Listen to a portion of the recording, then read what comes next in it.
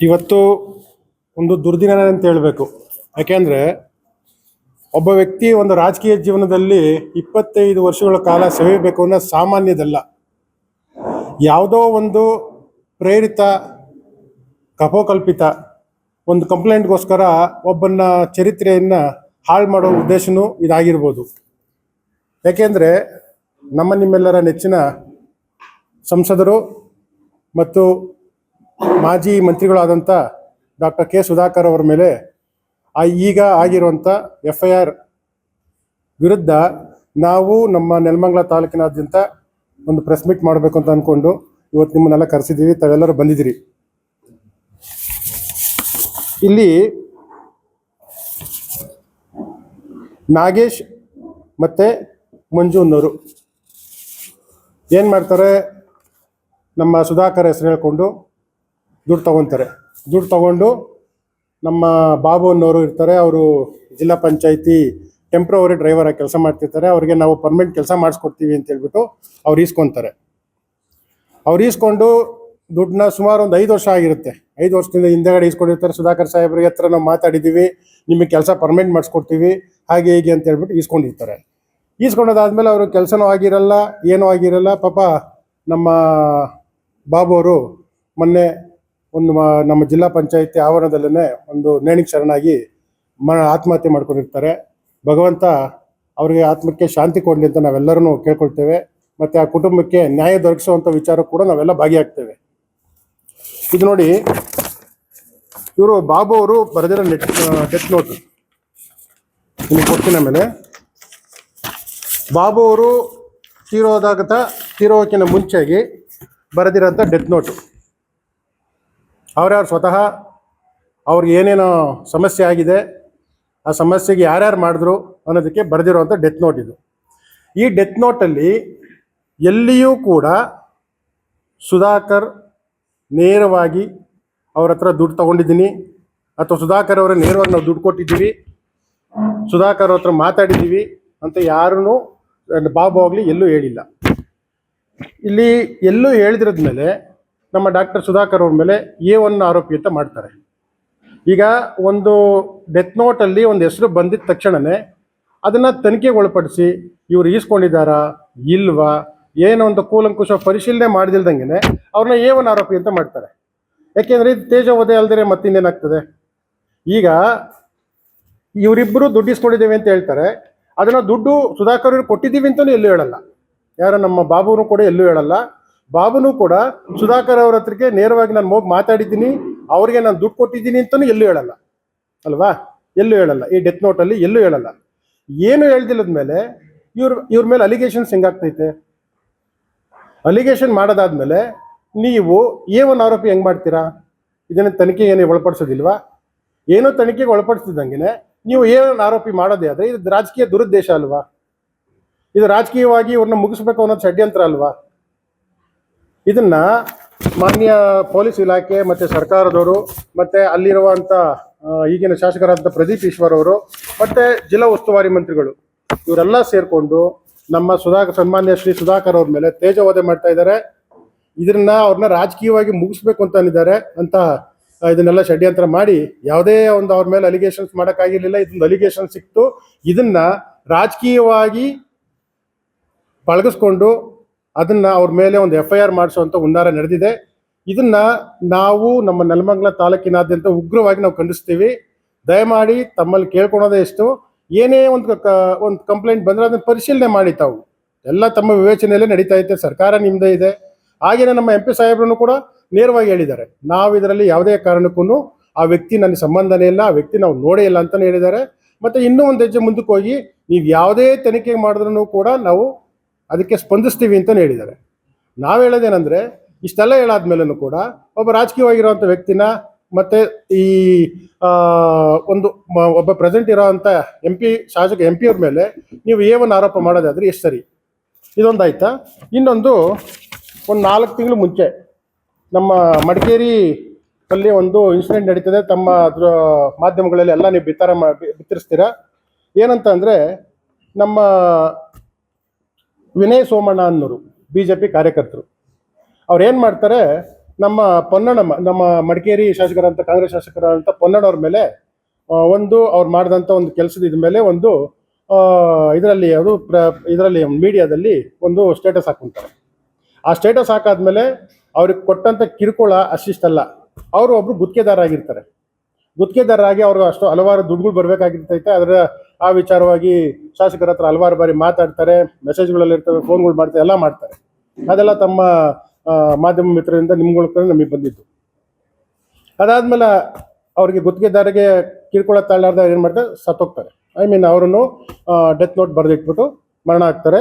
ಆ ಡೆತ್ ನೋಟಲ್ಲಿ ಪೊನ್ನಣ್ಣ, ಮಂತರ್ಗೌಡ ಮತ್ತು ತನ್ವೀರ್ ಮೊಯಿನ್ ಅಂತ ಹೇಳ್ಬಿಟ್ಟು ಮೂವರು ಹೆಸರುಗಳನ್ನ ಬರೆದುಬಿಟ್ಟು ಅವರು ಡೆತ್ ನೋಟಲ್ಲಿ ಬರೆದಿಟ್ಬಿಟ್ಟು ಆತ್ಮಹತ್ಯೆಗೆ ಶರಣಾಗ್ತಾರೆ.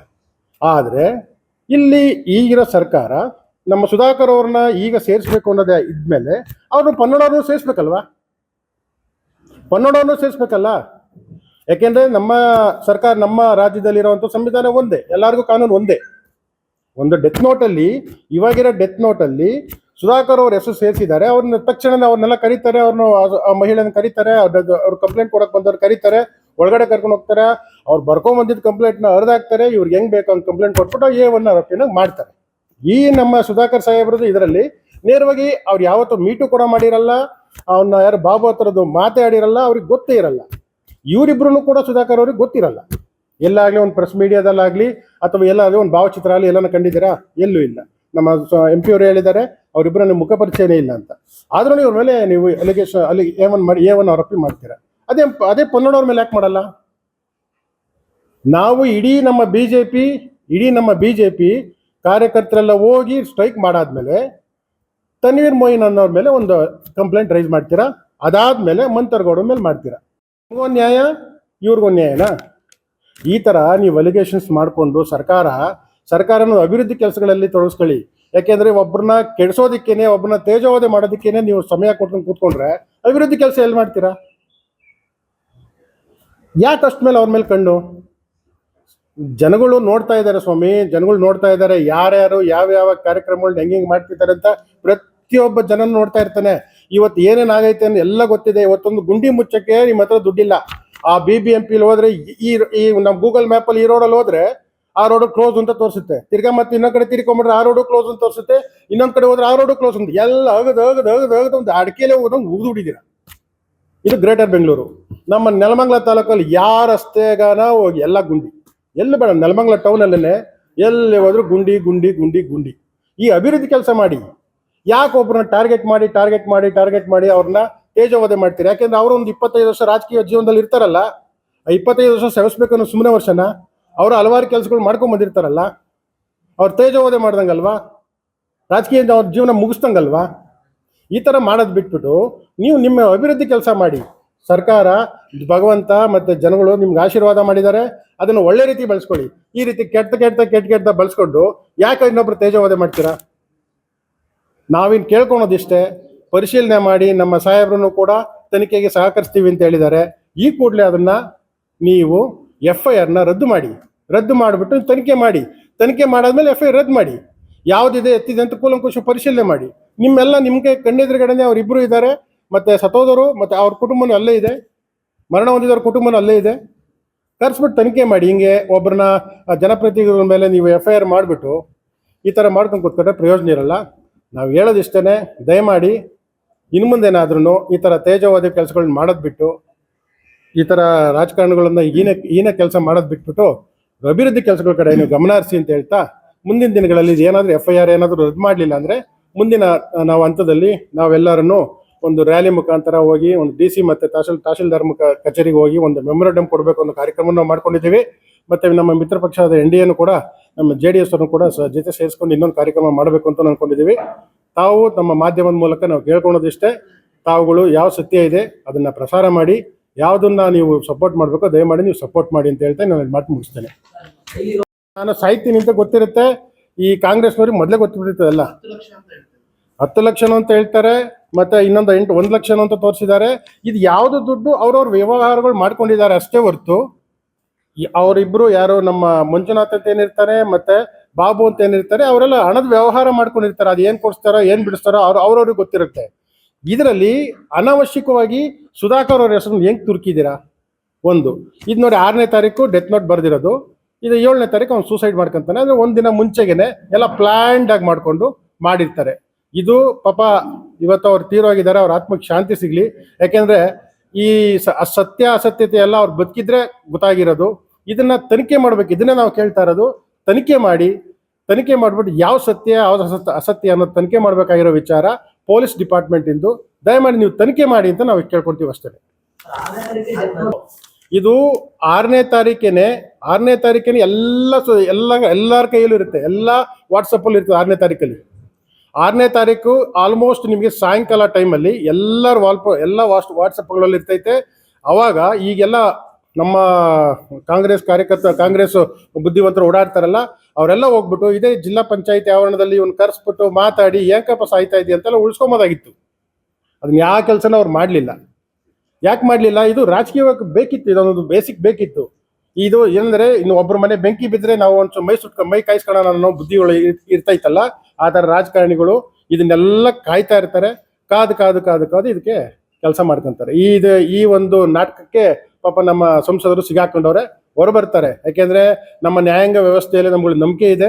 ಆ ನ್ಯಾಯಾಂಗ ವ್ಯವಸ್ಥೆಯಿಂದನೇ ಅವರು ಹೊರಗಡೆ ಬರ್ತಾರೆ. ಬಹುಶಃ ನಮಗೆ ಗೊತ್ತಿಲ್ಲ ಅದು ಅವ್ರ ಉದ್ದೇಶ ಏನಿತ್ತು. ಅದು ಸಪೋಸ್ ಏನಾದರೂ ಎದುರಿಸೋ ಉದ್ದೇಶ ಇತ್ತೇನೋ. ಯಾಕೆಂದ್ರೆ ಶ್ರೀಮತಿ ಹೇಳ್ತಾರೆ, ಈ ನಮ್ಮ ಕಂಪ್ಲೇಂಟ್ ಇದರಲ್ಲಿ ನಾವು ಸುಮಾರು ಸಲ ಫೋನ್ ಮಾಡಿದೆ, ಅವ್ರು ಎತ್ತಲಿಲ್ಲ ಅಂತ. ಬಹುಶಃ ಅದು ಟ್ರೈ ಮಾಡಿರ್ಬೋದು. ಇಲ್ಲಾಂದ್ರೆ ನನ್ಗನ್ಸಿದ್ಕೆ ಏನಂದ್ರೆ, ಇವ್ರು ಗೊತ್ತಿರೋರು ಯಾರಾದ್ರೂ ಹೋಗಿ ಉಳಿಸ್ಕೊಂಬೋದಾಗಿತ್ತು. ಇದು ಸಾವಿನಿಂದೆ, ಅವ್ರ ಸಾವು ಬಗ್ಗೆ ನಮ್ಗೆ ಯಾವುದೇ ಅನುಮಾನ ಇಲ್ಲ. ನಮ್ಗೆ ಅವರು ಪಾಪ ಯಾವುದೋ ಒಂದು ಅವ್ರು ಹೇಳ್ಕೊಂಡಿರೋ ಹಾಗೆ ಸಾಲಕ್ಕೋಸ್ಕರನೇ ತೀರೋಗಿದ್ದಾರೆ. ಆಯ್ತಾ? ಆ ಸಾವಿನ ಜೊತೆ ನಾವು ಯಾರು ಆಟ ಆಡೋದು ನಮ್ಮ ಉದ್ದೇಶ ಅಲ್ಲ. ಇವತ್ತು ಪಾಪ ಅವ್ರ ಕುಟುಂಬಕ್ಕೆ ಅನ್ಯಾಯ ಆಗೈತೆ. ಆ ಅನ್ಯಾಯದ ವಿರುದ್ಧ ಧ್ವನಿ ಎತ್ತೋ ಕೆಲಸ ನಾವು ಮಾಡ್ತೀವಿ, ನಮ್ಮ MP ಅವರು ಕೂಡ ಮಾಡ್ತಾರೆ. ಆದ್ರೆ ನಾವು ಹೇಳೋದೇನಂದ್ರೆ, ಈಗ ನೀವು ಹೇಳ್ದಂಗೆ, ಪತ್ರಿಕೆಯಲ್ಲಿ ಹೇಳ್ದಂಗೆ 6 ಗಂಟೆಗೆ 6ನೇ ತಾರೀಕು ಈ ಡೆತ್ ನೋಟ್ ಪ್ರಚಾರ ಆಗಿದ್ಮೇಲೆ ಅವ್ರು ಉಳಿಸ್ಕೊಂಬೋದಾಗಿತ್ತಲ್ವಾ? ಅಂದ್ರೆ ಅವನು ಸಾಯ ತಕ ವೆಯ್ಟ್ ಮಾಡಿ ಕರ್ಕೊಂಡೋಗಿ ಇದನ್ನ ನಮ್ಮ ಮಾನ್ಯ ಸಂಸದರ ತಲೆಗೆ ಕಟ್ಟುವಂತ ಕೆಲಸ ಆಗ್ತಾ ಇದೆ. ಇದೇ ರಾಜಕೀಯ ಅಂತ, ನನ್ನ ರಾಜಕೀಯ ದುರುದ್ದೇಶದಿಂದ ಆಗ್ತಾ ಇದೆ ಅಂತ ನಾನು ಇವತ್ತು ಹೇಳಬಲ್ಲೆ.